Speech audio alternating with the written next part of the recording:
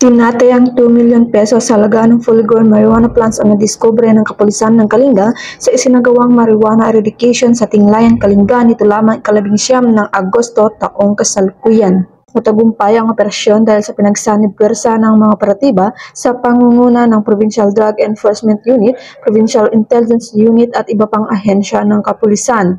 Nagresulta ang operasyon sa pagkakadiskubre ng isang plantasyon ng marijuana na may lawak na 1,000 square meters na may tanim na 10,000 piraso ng fully grown marijuana plants na may 2 million pesos in standard drug price.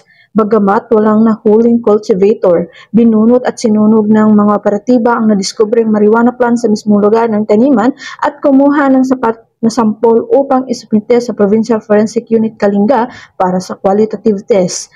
Ang matagumpay na operasyon ay patunay na ang kapulisan ng Kalinga ay patuloy sa pagpapaigting ng kanilang kampanya kontra ilegal na droga alinsunod sa mga prioridad ng administrasyon para maging isang drug-free ang ating bansa tungo sa isang bagong Pilipinas.